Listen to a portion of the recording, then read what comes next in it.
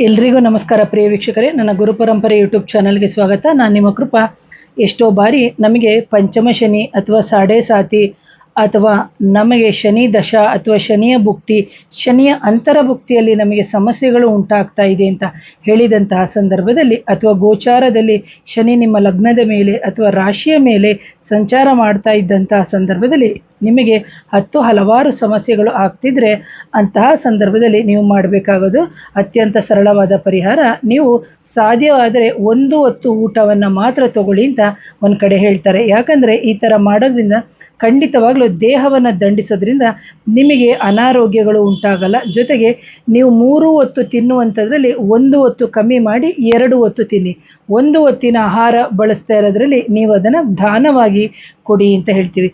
ಯಾವಾಗ ನೀವು ಆ 1 ಹೊತ್ತು ತಪ್ಪಿದರೆ 2 ಹೊತ್ತು ಆಹಾರವನ್ನು ತಗೊಳ್ತೀರೋ, ಅದರಲ್ಲಿ ಸ್ವಲ್ಪ ಎಳ್ಳು ತಪ್ಪಿದರೆ ಬೆಲ್ಲವನ್ನು ಬಳಸಬೇಕು ಅಂತ. ಅದರಲ್ಲಿ ಬಂದು ಬಿಳಿ ಎಳ್ಳಿಗಿಂತ ಕಪ್ಪು ಎಳ್ಳನ್ನು ಬಳಸಿದರೆ ಒಳ್ಳೆಯದು.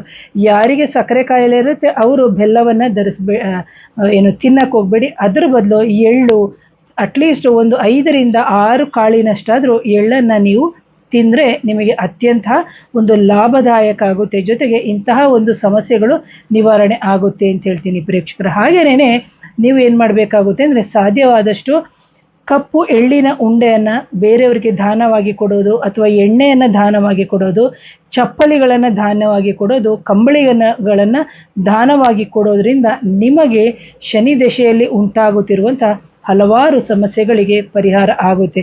ಅದು ಉದ್ಯೋಗ ಸಮಸ್ಯೆ ಆಗಿರ್ಬೋದು, ಆರೋಗ್ಯದ ಸಮಸ್ಯೆ ಆಗಿರ್ಬೋದು, ಗಂಡ ಹೆಂಡತಿಯರ ವೈಮನಸ್ಸಾಗಿರ್ಬೋದು, ಅಥವಾ ಜೀವನದಲ್ಲಿ ಅತ್ಯಂತ ಏರಿಳಿತಗಳು ಪ್ರತಿಯೊಬ್ಬರು ಜೀವನದಲ್ಲಿರುತ್ತೆ. ಇಂತಹ ಸಮಸ್ಯೆಗಳು ಬಂದಾಗ ಇಂತಹ ಪರಿಹಾರಗಳನ್ನು ಮಾಡ್ಕೊಳ್ಳಿ ಅಂತ ಹೇಳ್ತೀನಿ ಪ್ರಿಯ ವೀಕ್ಷಕರೇ. ಯಾರಾದರೂ ನನ್ನ ಚಾನಲ್ನ ಮೊದಲನೇ ಬಾರಿಗೆ ನೋಡ್ತೀರಾ, ದಯವಿಟ್ಟು ಚಾನಲ್ನ ಸಬ್ಸ್ಕ್ರೈಬ್ ಮಾಡಿ, ಲೈಕ್ ಮಾಡಿ, ಶೇರ್ ಮಾಡಿ, ಕಮೆಂಟ್ ಮಾಡಿ. Once again thank you. ನಮಸ್ತೆ.